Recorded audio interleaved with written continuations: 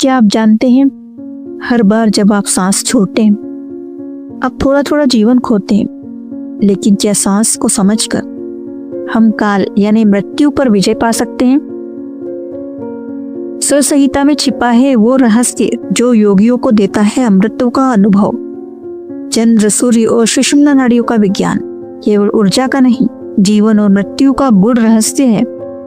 यह वीडियो उसी अनसुनी अद्भुत ज्ञान की यात्रा है। आइए स्वर विज्ञान की इस गुप्त रहस्य को जानें और सीखें वो शक्ति जो हमें स्वास्थ्य, शांति और अमृतत्व दे सकती है। सूर्य, चंद्र और सुषुम्ना नाड़ी। जैसे हमने सांस और शरीर की नाड़ियों के बारे में पहले समझा, वैसे ही हमारे पेट की नाभि से ऊपर जो 10 मुख्य नाड़ियां जाती हैं, उनमें 3 सबसे ज्यादा जरूरी है और वो है ईड़ा, पिंगला और सुषुम्ना। अगर हम लंबी उम्र, शांति, अच्छी सेहत वाला जीवन चाहते हैं तो ये तीनों नाड़ियां बहुत जरूरी है।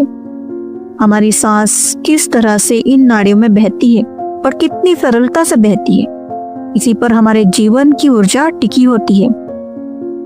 ईड़ा नाड़ी, जिसे चंद्र नाड़ी भी कहते हैं, बाईं नाक से सांस चलने पर सक्रिय होती है। पिंगला नाड़ी, जिसे सूर्य नाड़ी कहते हैं, दाईं नाक से सांस चलने पर सक्रिय होती है। ये दोनों नाड़ियां एक एक करके काम करती है, कभी बाईं कभी दाईं। लेकिन जब एक नाड़ी से दूसरी नाड़ी में बदलाव होता है तो उस समय को विश्व समय कहा जाता है। ये विश्व समय अच्छा नहीं माना जाता। इस समय कोई भी शुभ या बड़ा काम नहीं करना चाहिए। और अगर सांस बदलते समय नई नाड़ी में कोई रुकावट होती है तो जो भी अवरोध होता है वो बाहर निकल जाता है। इसी वजह से है उस समय छींक आ जाती है और इसलिए छींक को अशुभ माना जाता है। सर संहिता में कहा गया है, ईड़ा और पिंगला दोनों नाड़ियों में से हर एक नाड़ी लगभग 1-1 घंटा या 2.5 घटिका तक काम करती है। ये क्रम सूर्योदय से शुरू होता है। पर याद रखिए, ईड़ा और पिंगला केवल संवेदनाओं की डोरियां नहीं, शरीर में नाड़ियां दाईं और बाईं ओर की ऊर्जा श्रृंखलाओं के जैसी होती है। ईड़ा नाड़ी शरीर के दाहिने अंडकोश से शुरू होती है, पिंगला नाड़ी शरीर के बाएं अंडकोश से। ये दोनों नीचे मूलाधार चक्र में सुषुम्ना में जाकर मिलती है और वहां एक गांठ, ग्रंथि बनती है। इसी मिलन को कहा जाता है मुक्ता त्रिवेणी। जिस तरह गंगा और सरस्वती नदियां संगम पर मिलती, वैसे ही पिंगला, ईड़ा और सुषुम्ना भी शरीर में संगम बनाती है। इस त्रिवेणी का जो केंद्र है वही होता है ब्रह्म ग्रंथि। ये ऊर्जा की गांठें आगे चलकर अनाहत चक्र और आज्ञा चक्र पर फिर से मिलती है। अब बात करते हैं सुषुम्ना नाड़ी की। हमारी 3 मुख्य नाड़ियों में से सबसे ज्यादा महत्वपूर्ण है सुषुम्ना नाड़ी। जब सांस दोनों नाकों में से एक साथ निकलती है और बार बार तेजी से बदलती है तो वही स्थिति सुषुम्ना प्रवाह कहलाती है। लेकिन ध्यान रहे, इस स्थिति को शुभ नहीं माना जाता। इसे कहा गया है विषरूप, यानी ऐसा समय जब कोई भी कार्य ठीक से नहीं होगा। यह स्थिति बताती है कि मन में बेचैनी, दुविधा, जल्दबाजी या अस्थिरता है। इसलिए जब भी श्वास इस तरह बह रही हो, उस समय कोई भी जरूरी या शुभ कार्य न करें। यह इशारा है कि आपका मन उस समय स्थिर नहीं है। तो पहले शांत होकर, रुककर खुद से जुड़ना जरूरी है। क्या आप जानते हैं कि सुषुम्ना नाड़ी की एक और विशेष अवस्था है? हाँ, एक ऐसी सुषुम्ना होती है जिसमें सांस दोनों नाकों से लगातार और एक जैसी बहती रहती है। इसमें ना तो कोई झटका होता है, ना ही सांस की गति में कोई रुकावट।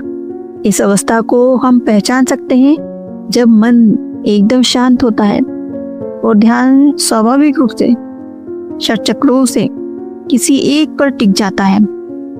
इस समय ईश्वर का ध्यान या कोई भी आध्यात्मिक साधना बहुत ही फलदायी होती है, क्योंकि इस अवस्था में मन स्थिर, शांत और भीतर की ओर होता है।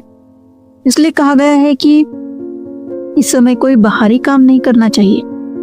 लेकिन सुषुम्ना में श्वास को लंबे समय तक बनाकर रखना बहुत कठिन होता है। इसलिए अगर थोड़े समय के लिए भी यह अवस्था मिल जाए तो इसका उपयोग किसी अच्छे, शुभ या ध्यानपूर्ण कार्य के लिए करना चाहिए। अब जानते हैं हम ईड़ा, पिंगला और सुषुम्ना की कुछ खास बातें। ईड़ा नाड़ी ठंडी होती है, ये चंद्र शक्ति है, पोषण देने वाली है जैसे अमृत की तरह। पिंगला नाड़ी गर्म होती है, यह सूर्य शक्ति है जो भोजन पचाने का काम करती है, और ये दोनों मिलकर हमारे शरीर और समय की चाल को बताती है। लेकिन सुषुम्ना ये समय यानी काल को खत्म कर देती है। ये न तो स्त्री है और न ही पुरुष, बल्कि नपुंसक यानी तटस्थ ऊर्जा है। शुक्ल पक्ष जब चांद बढ़ रहा हो उस समय ईड़ा ज्यादा सक्रिय होती है। कृष्ण पक्ष जब चांद घट रहा हो इसमें पिंगला ज्यादा ताकतवर होती है। और याद रखिए, हमेशा शरीर के दाएं भाग से ही संसार की रचना शुरू हुई है। चंद्र नाड़ी ईड़ा स्त्रीलिंग मानी जाती है, काले रंग से जुड़ी होती है और राशि चक्र के स्थिर चिन्हों से संबंधित होती है। सूर्य नाड़ी पिंगला पुल्लिंग मानी जाती है, सफेद रंग से जुड़ी है और राशि चक्र के चलने वाली चिन्हों से जुड़ी होती है। सुषुम्ना नाड़ी नपुंसक रूप मानी जाती है और राशि चक्र के सामान्य या मिक्स्ड चिन्हों से जुड़ी होती है। ये ज्ञान न केवल हमारे शरीर की ऊर्जा को समझने में मदद करता है, बल्कि जीवन के हर कार्य में सही समय और सही ऊर्जा चुनाव करने की दिशा भी दिखाता है। क्या आप जानते हैं कि चंद्र और सूर्य नाड़ियों का हमारे चारों दिशाओं पर भी असर होता है। चंद्र नाड़ी यानी ईड़ा नाड़ी, ईड़ा का असर पश्चिम और दक्षिण दिशा में होता है। सूर्य नाड़ी यानी पिंगला, इसका असर पूर्व और उत्तर दिशा में होता है। शरीर के अंदर ईड़ा नाड़ी दिल के पास कबह के ठीक ऊपर होती है। जब प्राण अपने आप सुषुम्ना में प्रवाहित होते हैं तो व्यक्ति उस बाहरी संसार को भूलने लगता है, उसका मन अंदर की ओर चला जाता है। यह अवस्था ध्यान और समाधि के लिए बहुत मददगार है और यही सबसे श्रेष्ठ अवस्था मानी गई है। अब बात करते हैं काल यानी समय पर विजय की। जो व्यक्ति इन तीनों नाड़ियों ईड़ा, पिंगला, सुषुम्ना पर नियंत्रण पा लेता है और जो अपने प्राणों को सुषुम्ना में स्थिर कर सकता है, वह अपना मन शुद्ध कर लेता है। ऐसा व्यक्ति ही समय यानी काल पर विजय पा सकता है। जब कोई योगी प्राण को सुषुम्ना में स्थिर करना सीख लेता है तो अगला कदम होता है उसे धीरे धीरे ऊपर ब्रह्मरंध्र की ओर ले जाना, और जब वह वहां पहुंचता है तो उसे मिलती है समाधि और अनुभव होता है परम चेतना का। योगी को अपनी मृत्यु का समय भी पता होता है। वो उस खास समय पर अपने प्राणों को सुषुम्ना में ले जाता है और फिर उसे ब्रह्मरंध्र तक पहुंचा देता है। इस तरह वह मृत्यु पर जीत हासिल कर लेता है। यही होता है काल पर विजय, क्योंकि जन्म और मृत्यु दोनों काल के भीतर है, और जब कोई काल से ही पार चला जाए तो वह अमर बन जाता है। सूर्य और चंद्र नाड़ियां ही हमारे जीवन में दिन और रात का निर्धारण करती है। जब ये नाड़ियां सक्रिय होती तो शरीर और प्रकृति के भीतर भी समय चलता है। तो अगर कोई जान ले कब कौन सी नाड़ी चल रही है और कैसे प्राण को सुषुम्ना में ले जाना है, वो न केवल सिर्फ आत्मा से जुड़ सकता है, बल्कि मृत्यु को भी मात दे सकता है। सांस आती है, जाती है और धीरे धीरे जीवन समाप्त हो जाता है। जब भी हम एक सांस छोड़ते हैं, हम 4 अंगुल जीवन खो देते हैं, क्योंकि जब हम सांस अंदर लेते हैं तो लगभग 8 अंगुल की मात्रा प्राण लेते हैं, लेकिन जब बाहर छोड़ते हैं तो लगभग 12 अंगुल श्वास छोड़ते हैं। इस तरह हर श्वास के साथ जीवन धीरे धीरे कम होता जाता है।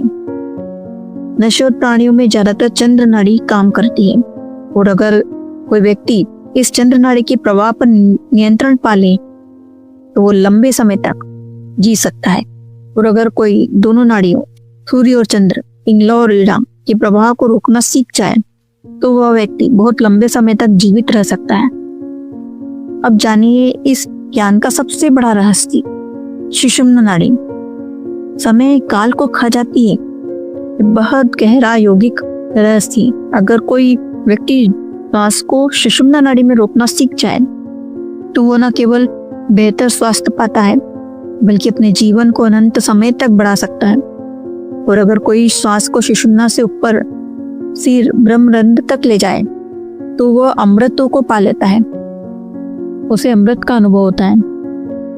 जब भी आपको लगे कि मृत्यु पास आ रही है, बस उस समय अपनी सांस को सुषुम्ना में रोकें।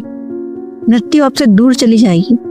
आप न सिर्फ मृत्यु से बच सकते हैं, बल्कि अपने जीवन में अनंत ऊर्जा, उत्तम स्वास्थ्य और लंबी आयु पा सकते हैं। यही है सिद्धेश्वर योग का रहस्य।